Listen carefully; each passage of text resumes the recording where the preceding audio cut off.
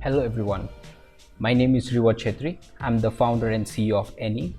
Last week at Any Talks we talked about how to run a startup in the first week. This time it's much more interesting and it's much more related to my experience, my past experience regarding the startups. And today we are going to talk about failure and losing interest over time. It has been in the past where people come and ask me, when should I start, when should I stop, or how to keep a consistency interest on a startup, or which startup to choose, which idea to choose. And I think this episode will be related to, and it will also answer many of your questions of how to run or how to start, or basically the ABC of any startup, because failing is a part of a startup, right? I think from the first startup of having a Xerox machine to any taxi, I think I have learned a lot how to learn from each startups, and each startup that came by also taught me when to quit, and when I consider myself that I have learned enough from the failure and move on to something new. And consistently it has been many times that I have failed and I still hold on to it up to a certain time when it starts getting bad. And I think quitting on the right time is one of the best thing you can do.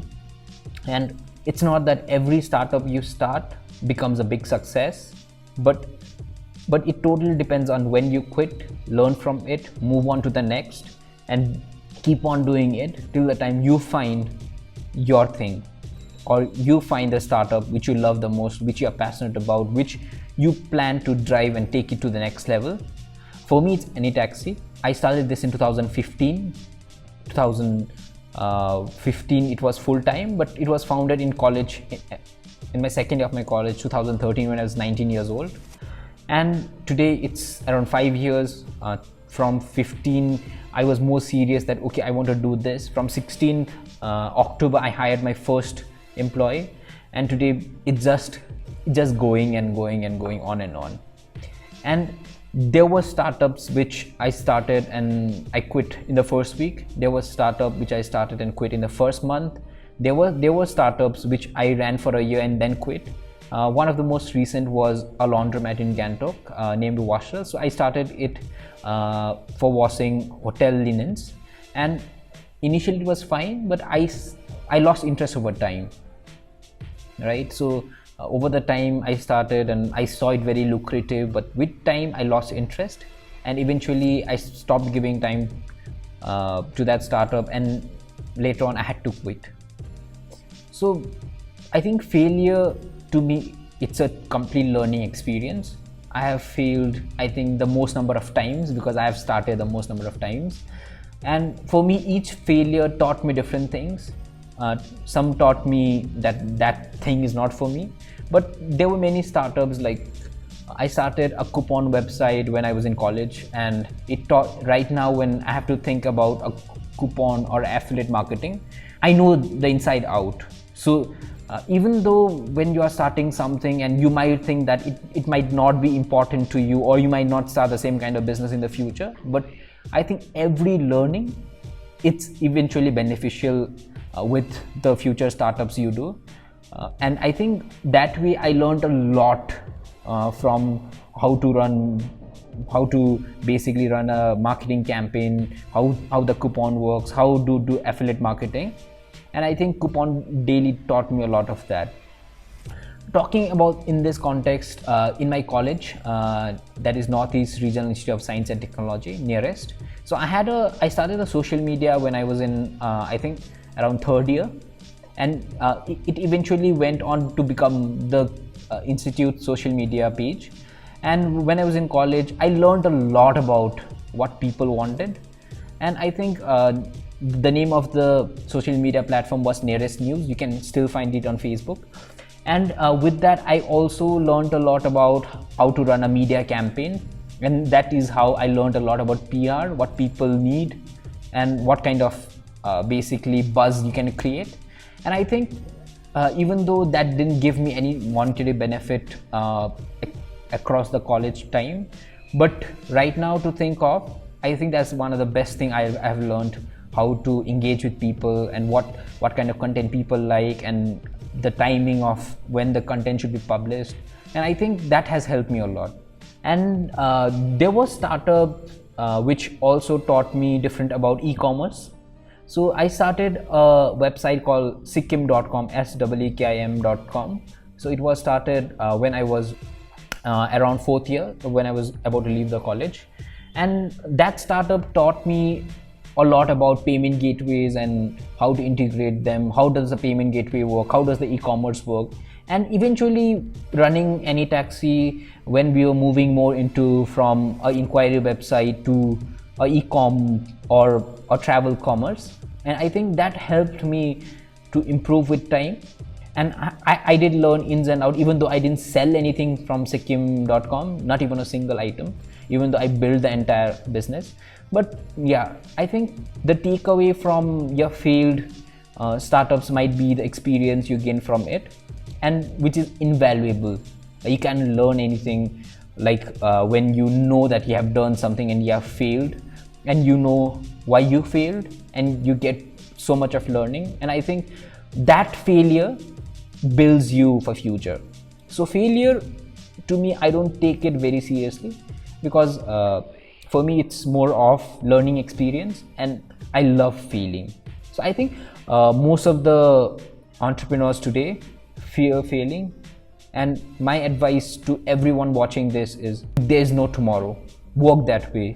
And if you work that way, I think failure, which a person feels that I don't want to start this right now because I'm scared of failing, I think that is something that's stopping you from starting up, and you will never know what's on the other side.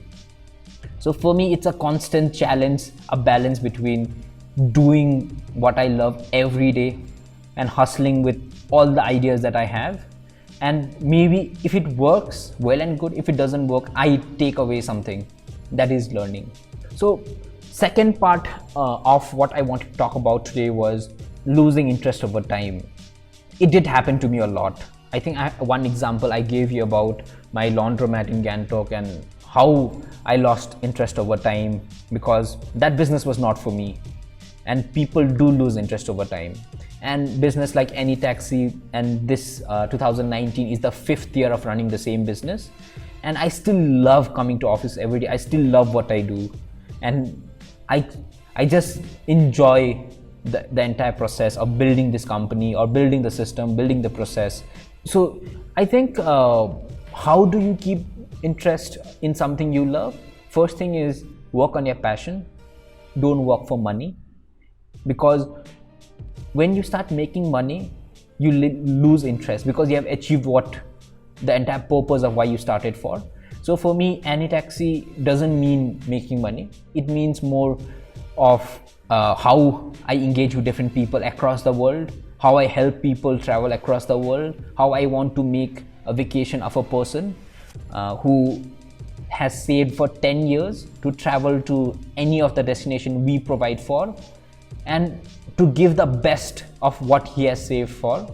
And I think that is something that drives me. And the other part is how a son of a driver needs to get a better education and a happy family. That only happens when a driver gets a sustainable income each month, a perennial source of income. And for me, building AnyTaxi is building that source for a driver. And on the other side, providing a person the best experience he can basically expect, or even more than what he expects, a delightful experience. And I think these two are the reasons, are the purpose of what I do today. And I think finding a purpose, it's one of the most important thing when you run a startup. Otherwise, you will lose interest over time.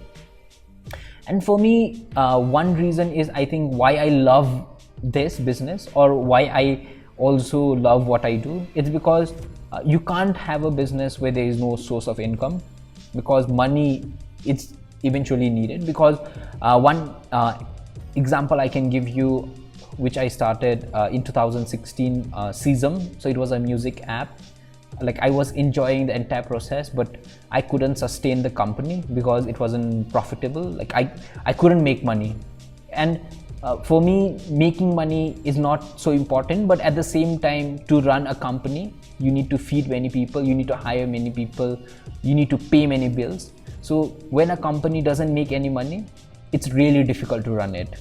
So I think one advice from my side will also be, when we are thinking of an idea, when you're thinking of a startup, if it's for profit, I think you should know how to make money out of it. And if it's for a non-profit, the impact should be very high.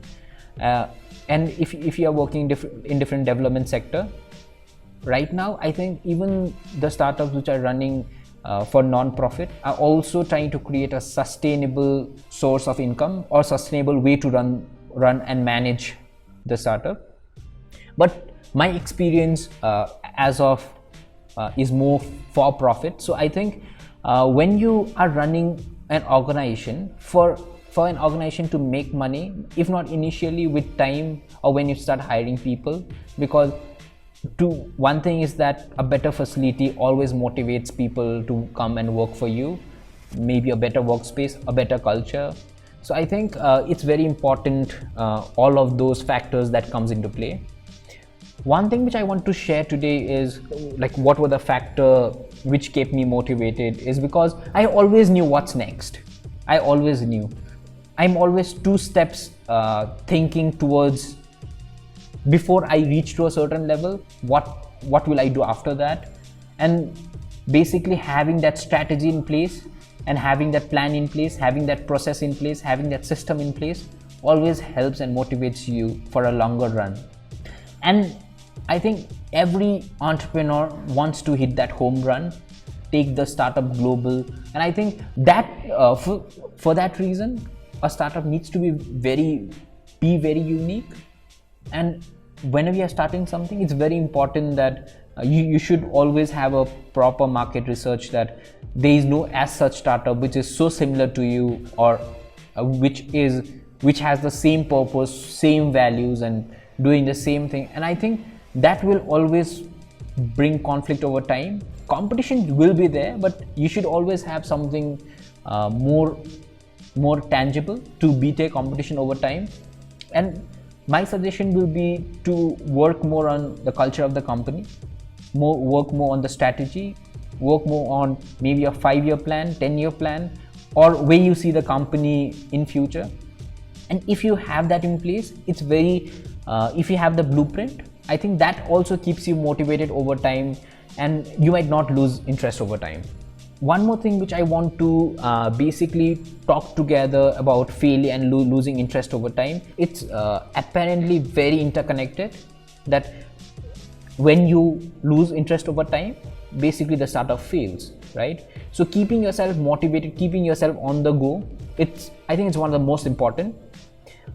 Like all the skills, what you have can be acquired, but there is something that can't be acquired, that is passion. So I think having that passion on what you do, or find your passion first and then start something, because with time, if you're not passionate about what you want to do, it's really difficult. For me, I wake up to this, I wake up to do something great every day, right? And every day is not the best day, or not even close to that. Sometimes I have nightmares. Sometimes the days are so bad that I don't want to see the next day. But it's still very important for us to stay strong and stay focused and move ahead and see what happens over time. And I think we should never be scared of starting something. We shouldn't. Because till the time you don't start, you'd never know what's on the other side. Thank you so much. Next week, we are coming up with more interesting stuff, talking about startup and entrepreneurship. Till then, see you.